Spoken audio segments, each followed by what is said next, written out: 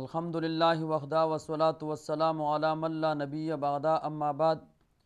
مخکم سو نشستونه د ختم نبوت د عقیدې متعلق هغه بیان شو. دا درس هم د ختم نبوت د عقیدې متعلق دی. اول هغه دا ضروري خبره چې دا عقیده د ختم نبوت دا د ضروریات دین نه ده. هر کس ته به دې باندې پوهېدل لازم دی. که یو سړی به دې نه پوهېږي هغه مسلمان نشي پاتې کېږي، ځکه دا ضروریات دین نه ده. به دې به لازما ځان پوهي او هر سړي ته دا پته چې پیغمبر علیه الصلاة والسلام آخري پیغمبر دی، خو به دې الفاظو باندې بیا ځان پوهول پکار دي. دویم نمبر دا چې دا عقیده د لس د پاسه 200 احادیثو نه ثابته ده او د 100 آیاتونو نه ثابته ده. ما کان محمد ابا احد، داسې ورپسې 100 آیاتونه، نو د دې نه دا ثابته ده. احادیث خو لس د پاسه 200 دي. اول دا امام بخاري ذکر کړی دی، پیغمبر علیه الصلاة والسلام یو سړي ښایسته مکان جوړ کړی وي او هغه مکان کې هر چیز برابري تر بیلې تر لیټونو پورې، خو د یوې خښتې ځای پکې هغه پاتې شوي. هر څوک به راځي چې یاره ښایسته مکان یې جوړ کړی، خو دا یو ځای پکې که مکمل نو ډېر ښایست پې نور هم ډېرو. پیغمبر علیه السلام د تمامو انبیا علیه السلام مثال د یو عمارت دی او د آخري خښتې ځای باندې نبی علیه السلام الله تعالی زه راولېږلم، هغه عمارت هغه مکمل دی. د دې نه بعد اوس بل پیغمبر هغه نشته دی.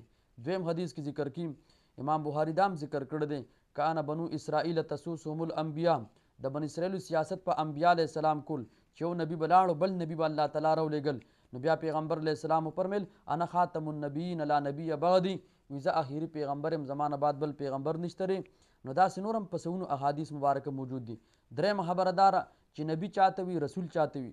نبي هغه ته وي چې هغه ته د الله د طرفه نبوت پیغمبري ملاوي، او رسول هغه ته وي چې پیغمبري نبوت هم ملاوي او کتاب هم ورسره ملاوي. نو کتابونه هغه یو سل سلور دي، سل صحیفې دي، سلور کتابونه دي، رسولان 313 دي. د دې اشکال جواب دا دی چې بعضې رسولان داسې دي چې الله تعالی هغې ته د بل پیغمبر هغه کتاب باندې د هغې د اشاعت حکم یې ورته کړی دی. لکه مثال موسی علیه السلام تورات هغه ته ملاو دی، هارون علیه السلام ته وي چې همدا تورات ته د خپل قوم ته هغه بیانو داسې. او څلورمه خبره ده، مخکې څه تعریفات موږ ذکر کړي مو. یو آی کې تشریعي پیغمبر، نو تشریعي چاته وي؟ تشریعي هغه ته وي چې هغه ته نوي شریعت ملاوي. نو موږ وایو چې د نبی علیه السلام نه بعد بل نوي پیغمبر نوي شریعت د دې منلو ته موږ تیار نه یو، بس هغه شریعت دی چې کوم نبی علیه السلام ته ملاو دی. او پنځمه خبره ده چې یو غیر تشریعي، دا څنګه ذلي بروزي موږ ویلو، یو تشریعي یو غیر تشریعي. غیر تشریعي هغې ته وي چې بغیر د شریعت نه ورته پیغمبري ملاوي. نو قادیاني سره به دې باندې څه دلیل دی چې دی وي چې ما ته هغه دغه شان پیغمبري ملاو ده؟ هغه ذلي بروزي کې موږ ویلو دا دی په اعمالو کې دی حد ته رسېدلی دی، نعوذ بالله. او دا دی دومره غټ مجدد راغلی دی او دا غټې دعوې د کړي دي دې ځای ته دی ورسېدلو. پیغمبر خو هغه دی، دا آسان تعریف دی د عوامو دپاره. تمام انبیا علیه السلام چې د معراج په شپه باندې په بیت المقدس کې نبی علیه السلام پسې لمونځ کړی دی، به دغه انبیا علیه السلام دي. دا کوم ځای کې و هغه ټایم. نو دا تشریعي او غیر تشریعي.